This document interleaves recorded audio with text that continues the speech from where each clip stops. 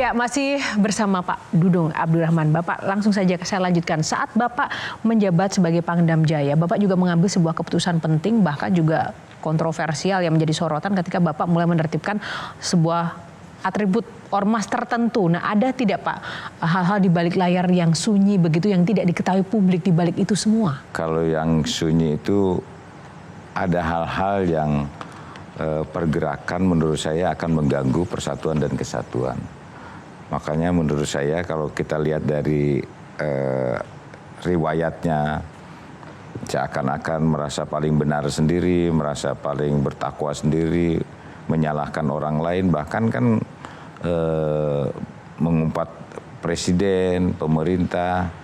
Tapi yang paling penting adalah dengan reklamenya itu mengajak untuk terjadinya suatu hal-hal yang nantinya mengganggu persatuan dan kesatuan.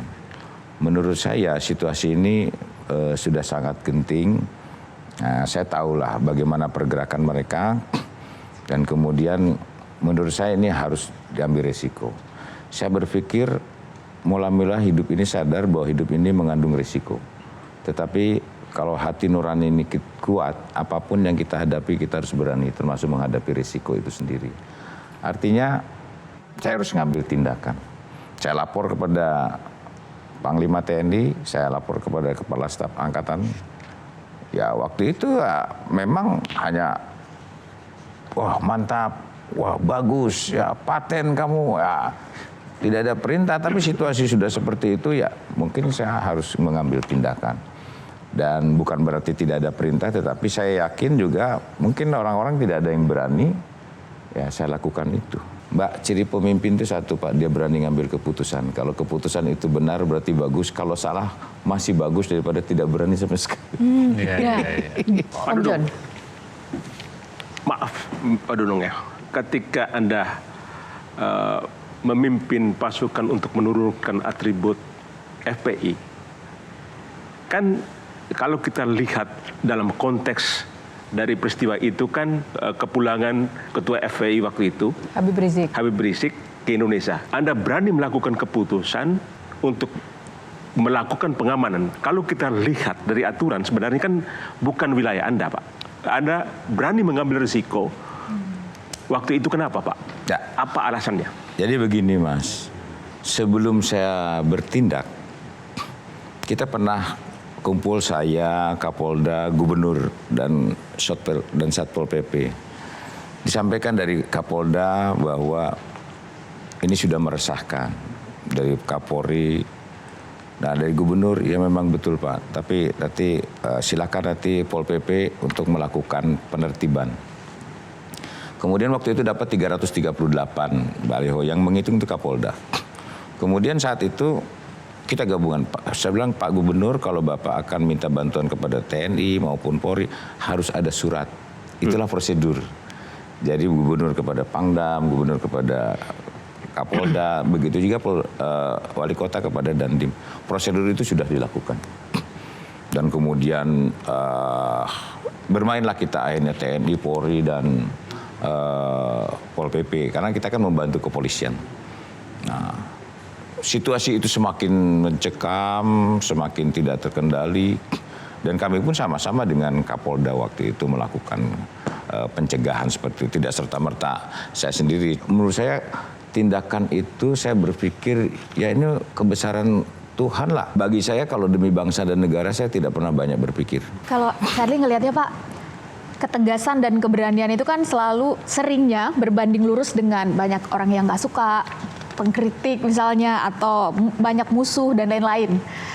Pertanyaan saya adalah gimana Bapak menarik garis batas antara kekuasaan dengan ketegasan yang diperlukan dalam memimpin. Contohnya kayak misalnya jenderal yang terkenal, Jenderal Baliho misalnya. Itu kan adalah keputusan-keputusan yang konsekuensinya nggak banyak yang mau mengambil itu Pak. Di mana threshold yang Bapak tentukan untuk diri Bapak sendiri sebagai pemimpin? Sabda Nabi Muhammad menyampaikan, orang yang tidak berani ngambil risiko adalah orang-orang yang merugi. Semua hidup ini kan penuh risiko. Siapapun saya yakin tidak pernah akan sempurna, dikatakan 100% itu orang itu baik. pasti ada sisi-sisi lain.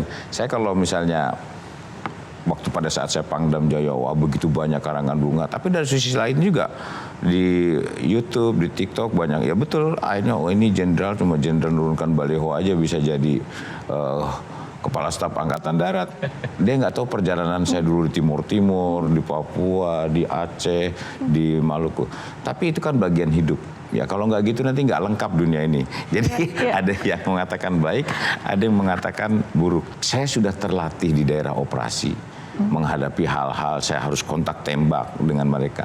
Makanya kenapa pemimpin di satuan infanteri itu mungkin sudah teruji secara psikologis. Di saat-saat dia terpojok, di saat-saat dia terjepit, dia masih berani mengambil keputusan. Ya walaupun ya artinya mungkin tidak jarang ya, tapi banyak juga perwira-perwira. Saya sering sampaikan waktu saya Kepala Staf Angkatan Darat, kalau kamu menjadi seorang perwira, jangan berangkat dari mencari nafkah atau mencari sesuap nasi, tapi berangkat dari sebuah pengabdian.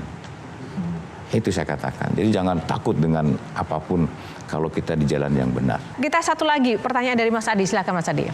Ya, bagi saya kan mengolah persepsi publik tidak gampang ya Pak Jenderal. Kalau risiko pekerjaan, kemudian dipindah posisi, waktu menurunkan baliho FPI itu tentu bukan perkara gampang. Karena saat itu FPI kan mendapatkan exposure yang cukup luar biasa. Penerimaan publik juga bagus. Apakah saat itu ketika Pak Dudung menertibkan atribut-atribut FPI itu, bagaimana kondisi psikologisnya Pak Dudung saat itu yang pastinya akan membayangkan akan dibully, bahkan mungkin akan dipersekusi secara politik gitu ya. Memang kan saya sudah pengalaman lah di dunia militer, di dunia intelijen. Artinya saya sudah menganalisa bagaimana persepsi publik. Kemudian saya juga sudah menyimak ya. Menurut saya itu dalam hidup itu kan dari 100% itu kan 20% itu apa yang kita lakukan, 80%-nya bagaimana kita mensikapi hidup. Dari lihat pergerakan-pergerakan yang mereka lakukan, melakukan sweeping kepada tempat-tempat yang nyetor tidak di sweeping, yang nggak nyetor di sweeping. Banyak hal-hal yang lain yang sebetulnya di luar kewenangannya.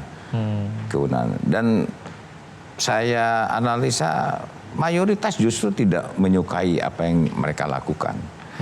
Ya, tidak menyukai banyak berita-berita yang kemudian bahasa dan narasi-narasi yang disampaikan itu yang kemudian seakan-akan dia paling benar sendiri, paling bertakwa sendiri, bahkan memojokkan pemerintah.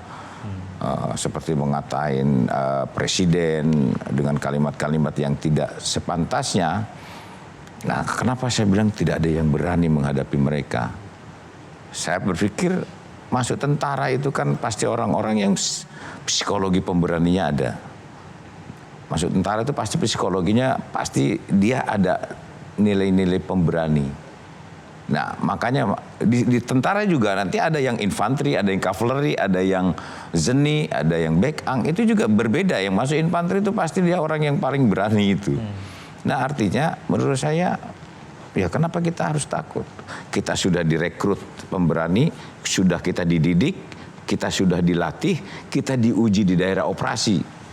Ya, kalau kemudian akhirnya sebagai tentara rakyat, tentara nasional, sebagai tentara pejuang demi bangsa dan negara, ya di depan mata kita yang menurut saya ini bakal mengganggu persatuan dan kesatuan bangsa, dan kemudian selevel saya sudah bintang, udah jenderal, harus terdiam juga, yang kemudian ya sudahlah, daripada saya ngambil resiko, kita aman-aman aja lah biar jabatan saya juga aman. Bisa-bisa saja seperti itu, tapi menurut saya ini panggilan Tuhan, sehingga apa yang saya lakukan ya itu mungkin. Ini peristiwa kan sudah berlangsung cukup lama dan sudah selesai. Bagaimana hubungan Pak Jenderal Dudung saat ini itu dengan Habib Rizik dengan kawan-kawan FPI ya? Ya, dengan kawan-kawan saya banyak, teman-teman saya sampai sekarang Habib Hussein, Habib Muksin, Habib Ali, banyak sampai sekarang komunikasi. Tidak adakah luka-luka hati misalnya? Oh, nggak ada. Yang diakibatkan, ya karena apapun saat itu kan menurunkan atribut FPI itu kan dianggap merugikan marwah. Iya. Tidak, karena saya yakin juga dia tidak mewakili semua golongan. Tidak semua. Yang banyak saya bergaul dengan anak-anak FPI juga banyak. Nggak ada masalah sampai sekarang. Apa yang akan dilakukan oleh Pak Jenderal sebagai bos besar di KSP ketika presidennya dihantam kanan kiri?